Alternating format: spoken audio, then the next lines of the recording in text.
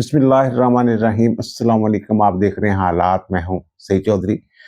दो खबरें हैं जो आपके साथ डिस्कस करनी है। एक तो ये कि क्या शाह महमूद कुरैशी रिहा होने वाले हैं, और रिहा होने के बाद क्या वो पीटीआई की कमान संभाल सकते हैं, क्या किरदार अदा कर सकते हैं रिहा होने के बाद, इस पर बात करनी है। और दूसरी वही तारक महमूद जहांगीरी की जाली डिग्री वाला जो केस है उस पर बात करनी है। और जो उनको हीरो बनाने के लिए लोग बातें कर रहे हैं, जनाब अदले जहांगीरी चला गया और जनाब इनको उसी तरह सजा दी जा रही है, डट जाने की सजा दी जा रही है, जैसे कि ज़िया हक ने जो गुलाम सफ्दर शाह जस्टिस थे जिन्होंने जुल्फ़िकार अली भुट्टो को सजा देने से इख्तलाफ किया था, तो उसको जनाब जैसे उन्होंने जाली डिग्री का, जाली सनद का केस बना के जनाब सर्टिफिकेट का, तो जनाब उनको निकाल दिया था, मुल्क छोड़ने पर मजबूर कर दिया था। इसी तरह जनाब जस्टिस जहांगीरी जो हैं उनको इंतकाम का निशाना बनाया गया। ये बातें हो रही हैं ना आपके बिल में।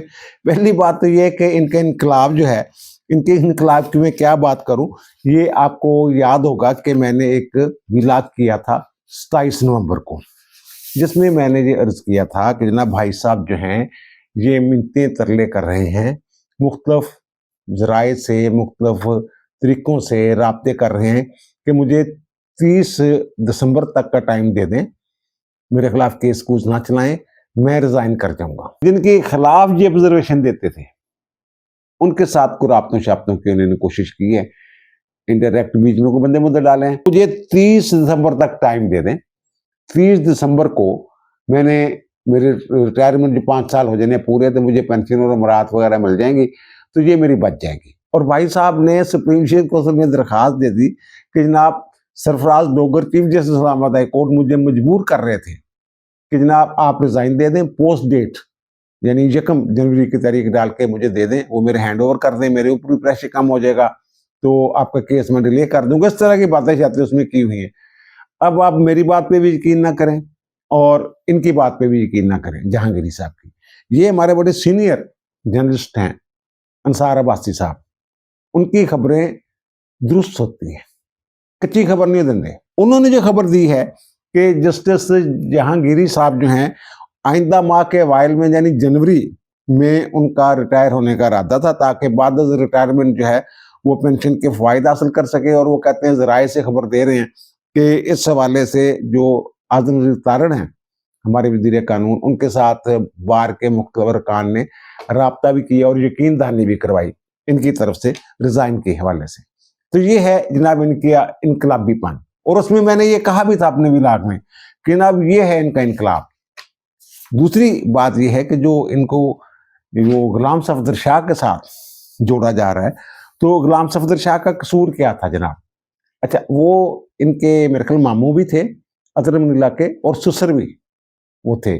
और जुल्फ़िकार अली भुट्टो के साथ एक दौर में उनके बड़े अच्छे तल्लुकात थे। 1972 में जुल्फ़िकार अली भुट्टो ने ही उन्हें पेशावर हाई कोर्ट का जज बनाया था, और उन्हीं के दौर में वो वहाँ चीफ जस्टिस बने थे। बाद में सुना कि जुल्फ़िकार अली भुट्टो के साथ उनके कुछ इख्तिलाफ़ात भी हो गए थे। बहरहाल वो जब जुल्फ़िकार अली भुट्टो का केस लगा ना, अपील लगी है सुप्रीम कोर्ट में, वो कत्ल वाला केस जिसमें लाहौर हाई कोर्ट ने उन्हें सज़ाए मौत का हुक्म सुनाया था, मुतनाज़ा आर्डर है अदालत का, और उसको सुप्रीम कोर्ट ने डिक्लेयर भी कर दिया है कि जनाब वहाँ इंसाफ के तकादे जो हैं वो पूरे नहीं किए गए थे। तो अब जाके किया है ना। उस वक्त मौलवी मुश्ताक थे लाहौर हाई कोर्ट के चीफ जस्टिस, उनकी सरबराही में बेंच था जिसने उन्हें सजाए मौत सुनाई थी मुतफिका तौर पे।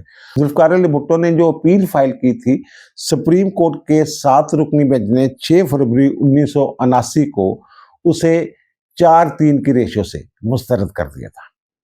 3 जजों ने उसको एक्सेप्ट किया था कि जनाब इनको गलत सजाए मौत दी गई है, जो उनको मुजरम डिक्लेयर किया गया, कातिल डिक्लेयर किया गया, वो गलत है। और 4 जजों ने कहा था जनाब नहीं, ये फैसला दुरुस्त है। और जिन जजों ने फैसला दुरुस्त करार दिया था उनमें नसीम हसन शाह साहब भी थे। वैसे चीफ जस्टिस जो थे उस वक्त शेख अनवार हक, वो हेड कर रहे थे उस बेंच को खुद। और जिन जजों ने उनको ये बरी किया था ना, उनमें 3 जज थे, जस्टिस मोहम्मद हलीम, जस्टिस दुर्राब पटेल और जस्टिस गुलाम सफदर शाह। अच्छा, पहले ये अनवार हक वाला एक किस्सा सुन लें। ये शेख अनवार अल हक साहब चीफ जस्टिस थे। ये जो फैसला आया था ना, ये आया था 1979 को, ठीक है ना। और फिर इसके बाद उन्होंने नजरसानी फाइल की थी, जो जुल्फकार अली भुट्टो ने नजरसानी की दरखास्त फाइल की थी ना, बड़ी तेजी के साथ उसका फैसला हुआ था।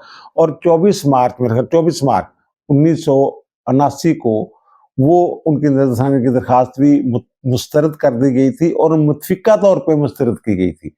यानी उसको मुस्तरद करने वालों में वो 3 जज भी शामिल थे, गुलाम सफदर शाह समेत, जिन्होंने उन्हें बरी किया था अपील में, उनकी अपील मंजूर की थी। अच्छा, अब देखने वाली बात यह है कि लाहौर हाई कोर्ट में सजाए मौत का हुक्म सुनाया मौलवी मुश्ताक के बेंच ने, वो हेड कर रहे थे।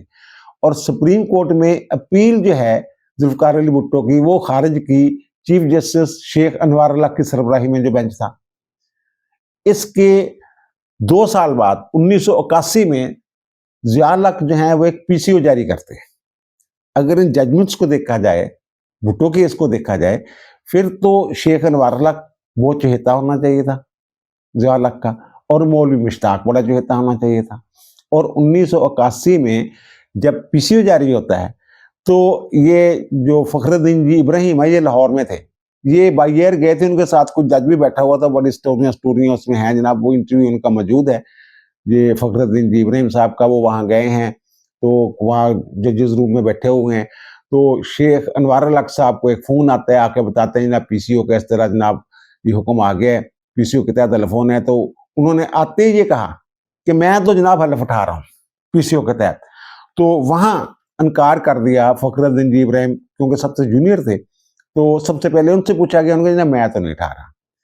फिर दर्राब पटेल साहब ने भी इनकार किया। दर्राब पटेल साहब जो हैं, उन्होंने भी जुल्फकार अली भुट्टो की अपील जो है वो मंजूर की थी, डिसेंटिंग नोट दिया था उन्होंने भी। अच्छा, बहरहाल ये अगर मैं ये कह रहा था चहेते होते ज़िया उल हक, इस बुनियाद पे जनाब इन्होंने जुल्फकार अली भुट्टो को फांसी की सजा सुनाई है, तो उन्होंने तो फिर शेख अनवार अल हक को पीसीओ के तहत हलफ उठाने नहीं दिया था। उनका नहीं भाई, तो आप तो बड़े लायक फायक जज हैं, तो आपको तो आलमी अदालत इंसाफ में हम जो है चाहते हैं कि जनाब वहाँ आप जज मुकर्रर हो जाएं, आप वहाँ कंपेन शम्पेन करें जाके जनाब। लेकिन बाद में फिर कंपेन हुकूमत ने कोई उनका साथ सूद नहीं दिया था, हार गए थे बेचारे। और इसी तरह मौलवी मुश्ताक साहब भी हलफ उठाने के लिए तैयार थे, लेकिन उन्होंने भी उनको भी नहीं हलफ दिया था, अगर यही बात होती। और दूसरी बात यह है कि जो 2 और जज थे ना गुलाम सफदर शाह के साथ, उनमें एक थे जस्टिस मोहम्मद हलीम। जस्टिस हलीम साहब जो हैं ये सिंध हाई कोर्ट से आए थे, वहाँ चीफ जस्टिस रह चुके हुए थे, और ये सुप्रीम कोर्ट के जज थे।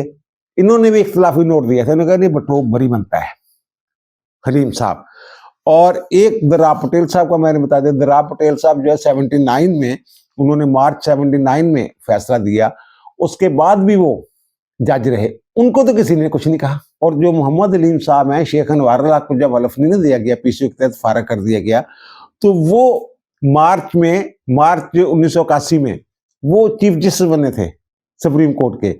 और जनाब वो 1989 तक, यानी कि 89 तक वो चीफ जस्टिस रहे थे पाकिस्तान के, और 8 साल 283 दिन वो चीफ जस्टिस रहे थे। यानी वो बंदा जो भुट्टो को बरी कर रहा है, उसे जनाब नवाजा जा रहा है कि जनाब 8 साल और 283 दिन के लिए आप चीफ जस्टिस पाकिस्तान बन जाए। और इनको जनाब गुलाम सफदर शाह साहब को ये कहा जा रहा है जनाब इन्होंने क्योंकि भुट्टो को बरी किया था, तो इसलिए जनाब ये जनाब इनको वो जाली डिग्री वाला मामला है। भाई कहीं ना कहीं कुछ गड़बड़ होती है तो फिर ही वो निकाला जाता है, बाकियों के नहीं निकाल लिए। हलीम को तो नवाज दिया उन्होंने, और पीसीओ के जरिए उन जजों को फारग किया गया, दोनों चीफ जस्टिस जमान को, लाहौर हाई कोर्ट और सुप्रीम कोर्ट के, जिन्होंने जुल्फकार अली भुट्टो को सजाए मौत दी थी। असल में इशू क्या हुआ था, ये 26 मार्च को ना 1979 को, 2 दिन बाद रिव्यू पिटीशन का फैसला करने के 2 दिन बाद ये वाकया कर रहे थे, तो वहाँ बीबीसी का एक नुमाइंदा और 2 और सहाफ़ी वो इनके वाक करते, सड़क पे चलते हुए वो इनके इंटरव्यू करते हैं, उनकी बात होती है जुल्फकार अली भुट्टो केस के हवाले से।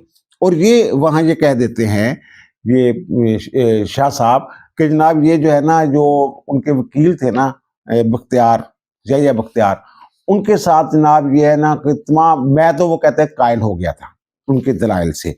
और कहते दीगर जजों के भी ये एहसास थे, दीगर जज भी वो कह रहे बरी करने वाले थे, ये इस तरह का उन्होंने बयान दे दिया।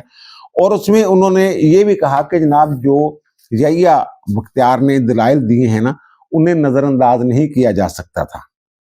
ये सजाए मौत पर अमल दरामद वाली जो बात हो रही थी। और फिर उन्होंने ये भी कहा कि जनाब अभी तो उनके पास वो रहम की अपील भी कर सकते हैं, इस तरह की बातें शातें की। और वो यही बातें कि जनाब जैसे वो आम होती हैं अमूमी बातें कि 4-3 के साथ अगर फैसला इख्तिलाफी नोट हो इतना बड़ा, तो फिर जनाब रहम की अपील भी मंजूर हो जाती है, वगैरह वगैरह इस तरह की बातें शायद उन्होंने की। तो इस पे लोग कहते हैं जनाब जिया का फेंड हो गया था। जिया का फेंड नहीं हुआ था। उस वक्त के जो चीफ जस्टिस थे ना, शेख अनवार हक, और जो ब्रदर जजेस थे बेंच के शामिल दीगर जजेस, वो फेंड हुए थे। उन्होंने इसका बकायदा एक नोटिस लिया, तमाम जजेस की तरफ से एक प्रेस रिलीज जारी की गई, बयान जारी किया गया और कहा गया जनाब ये जो बात कर रहे हैं ना, इसमें कोई वजह नहीं है, ये इसके खिलाफ। और बड़ा तफसीली वो उन्होंने बयान जारी किया था, क्योंकि इन्होंने तो उनको मुर्द इल्जाम ठहरा दिया था। तो वो जजों के फेंड होने पे ऐवान सदर जो है वो मुतहर्रिक हुआ था। यानी जैसे ये इनकलाबी बने हैं ये भाई साहब जो हैं जहांगीरी साहब, इसी तरह वो एक इंटरव्यू दे के इनकलाबी बनने के चक्करों में वो वहां से मामला शुरू हुआ था। ये सिर्फ सजा बरी करने के वाला मामला नहीं था। बरी करने के बाद जो इन्होंने मिसकंडक्ट किया था, कोड ऑफ कंडक्ट की खिलाफ वर्जी की थी, और उसी बुनियाद पे उनके खिलाफ रेफरेंस गया था सुप्रीम जुडिशल काउंसिल में, और जज भी तपे हुए थे इनके ऊपर। तो इसीलिए फिर ये पहले अफगानिस्तान फरार हो गए और वहां से फिर इंग्लैंड चले गए थे। तो ये है असल किस्सा। ये जुल्फकार अली भुट्टो को बरी करने का नतीजा नहीं था, बल्कि उसके बाद जो इनकी सरगर्मियां थी उसकी बुनियाद पे ये इंक्वायरी शुरू हुई थी। एफआईए को ये कहा गया था हम इंक्वायरी शुरू करें, एफआईए ने इंक्वायरी शुरू की थी, सुप्रीम जुडिशल काउंसिल में मामला चला गया था, वहां ये पकड़े गए थे कि जनाब इनकी जो मैट्रिक जो एफए की सनद जो है वो मौजूद ही नहीं थी, और फिर इन्होंने टेम्परिंग की हुई थी डेट ऑफ वो जो होती है डेट ऑफ बर्थ के हवाले से, ताकि उम्र ज्यादा हो जाए तो ज्यादा देर में वो चीफ जस्टिस नमा। ये असल वो इशू था। तो अब ये कैसे उसको जोड़ सकते हैं जहांगीरी के साथ? जहांगीरी वो तरले कर रहा था पहले जनाब मुझे वो 30 और 31 जो है दिसंबर तक मुझे जनाब जाने दें, तो मेरा काम रोक लें, सुप्रीम जुडिशल काउंसिल को कह दें जनाब मेरे खिलाफ कार्रवाई ना करें, जैसे मुज़ाहिर नकवी के खिलाफ कार्रवाई हो गई थी। उन्होंने रिजाइन कर दिया था, फिर भी उन्होंने नहीं इस काबिल ताकि मुझे पैसे वैसे मिल जाए। और दूसरी जो बात है ना, जो मैं पहले भी अर्ज कर रहा था, ये जो चप्पड़ कनाती है ना, ये वो नुकात ला रहे हैं जो ये इनके वकला जो है, जहांगीरी के वकला जो है, उनके भी शायद जहन में नहीं है।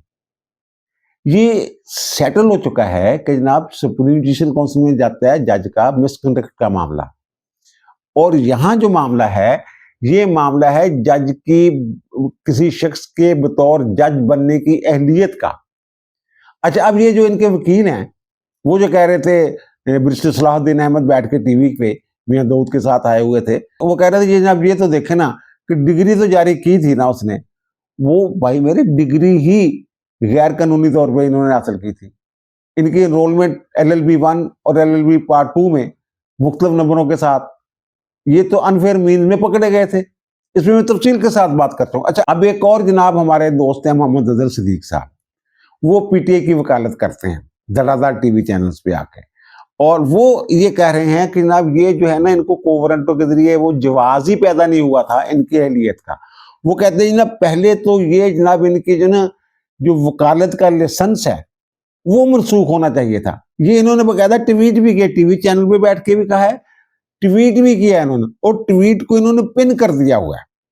पिन है ये, यानी सबसे ऊपर पड़ा हुआ है। बड़ा कानूनी नुक्ता उन्होंने उठाया कि जनाब ये जो साहब हैं, ये वहां जो अहलियत की शरायत है वो ये है कि जनाब वो 10 साल तक हाई कोर्ट का वकील रहा हो, प्रैक्टिस हो उसकी हाई कोर्ट की, वो वकील, और 45 साल उम्र हो, तो वो हाई कोर्ट का जज बन सकता है। ये कह रहे हैं, वो कहते हैं जनाब वो अभी तक वकील हैं, ये वो कह रहे हैं।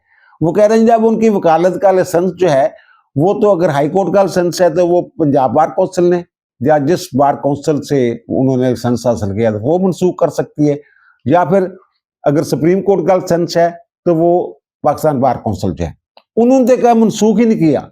इनके ख्याल में अभी तक वो वकील हैं, जबकि दरखास्त गुजार जो हैं उनका तो नुक्ता ही ये है कि जनाब ये LLB नहीं है, वकील नहीं है। इसी बुनियाद पर तो फैसला हुआ है। ये कह रहे नहीं नहीं नहीं वो वकील हैं।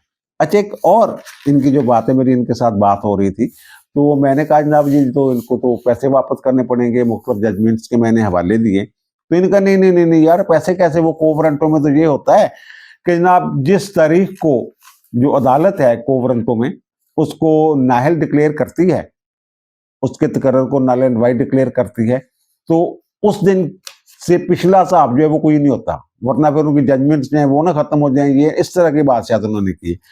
तो मुझे याद है कि इब्सार आलम साहब जो हैं, जो चेयरमैन पैमरा होते थे, ये 2015 में लगे थे और 2017 में ये इन्होंने, जो अजहर सदीक साहब हैं, इन्होंने एक पिटीशन फाइल की थी कि जनाब इनका तकर्रर जो है वो कानून के मुताबिक नहीं है, और लाहौर हाई कोर्ट ने इनका तकर्रर 2017 में कलअदम कर दिया था अब्सार आलम का, कि ये अहलियत की शराइत पे पूरा नहीं उतरते, कोवरेंटो की बुनियाद पे। और ये कहा था जनाब जो दोबारा इश्तिहार दे के मेरिट पे दोबारा जो है चेयरमैन का ये तकर्रर किया जाए। अब मजे की बात ये है कि यही अजहर सदीक साहब जो है ये लीगल नोटिस भेजा करते थे पैमरा को और अब्सार आलम को और हुकूमत को कि जनाब इनसे तनख्वाहें रिकवर की जाएं, बाकायदा साहब लगा के भेजते थे। जनाब 15 लाख इनकी महाना तनख्वाह है, 5 करोड़ और 3 लाख इनकी तनख्वाहें बनती हैं जो लेके हुए हैं, और मजमूई तौर पे 25 करोड़ 3,60,000 रुपए जो हैं ये वापस करें सरकारी खजाने में, ये वाले। और वैसे कल भी मैंने कुछ जजमेंट्स का हवाला दिया था कि जब किसी का तकर्रर जो है ना वो कलअदम किया जाता है ना, तो फिर ये उससे जो उसने मुराद ली होती हैं या तनख्वाहें ली होती हैं जो वापस ली जा सकती हैं। अब जो इनका ये नोटिफिकेशन जारी हुआ है, ये इनको उन्होंने डी नोटिफाई किया है, तो इसका मतलब तो ये है कि भाई साहब जो हैं ये आज से 5 साल पहले जो इनका तकर्रर था वो तकर्रर ही नहीं था, यही समझा जाएगा ना।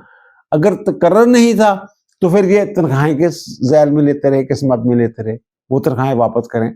अब मुझे याद है कि नवंबर 2018 को एक जजमेंट आई थी, सुप्रीम कोर्ट की जजमेंट है, और वो अताला कासमी साहब के हवाले से थी। सुप्रीम कोर्ट ने अताला कासमी की बतौर एमडी और चेयरमैन पीटीवी तकर्री को कलअदम किया था, और अताला कासमी साहब से जनाब उन्होंने कहा था जनाब कि 19 करोड़ जो है ना, 19 करोड़ रुपए इनसे रिकवर करने, 19 करोड़ 78,67,491 रुपए वो जनाब वापस करने आपने मुराद ली हुई है। अब वापस क्या लेना था, सुप्रीम कोर्ट ने पूरा हिसाब किताब लगाया हुआ था कि जनाब 8,82,46,360 रुपए तो तनख्वाहों की मद में भाई साहब ने लिए, वो वापस करें, और 15,62,92,301 रुपए दीगर अखराजात की मद में उन्होंने जनाब खर्च करवाया सरकारी खजाने से। गाड़ियों की मरम्मत और फ्यूल की मद में 12,11,170 रुपए, और गाड़ियों के अखराजात इनकी जाती मर्सिडीज थी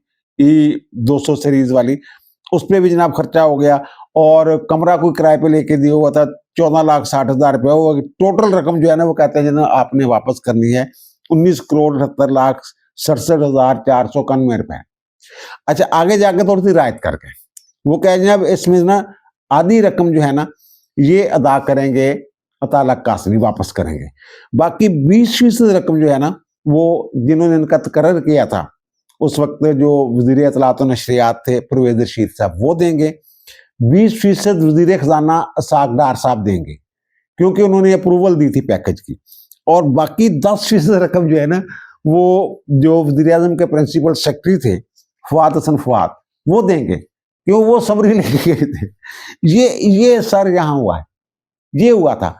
तो अगर वो तनख्वाहें वापस होने का हुक्म हो सकता है, अब भी ये केस मेरे कल पेंडिंग पड़ा हुआ है, इसका हतमी फैसला नहीं हुआ, तो ये इनसे क्यों नहीं लिया जा सकता जनाब। ये बकाया जात वाली जो बात है ना, मेरा ख्याल है कि एक कट्टा ना खुलना हैगा जेडे वाजबात वाला जेडे रिकवरी का जेड़ा मामला।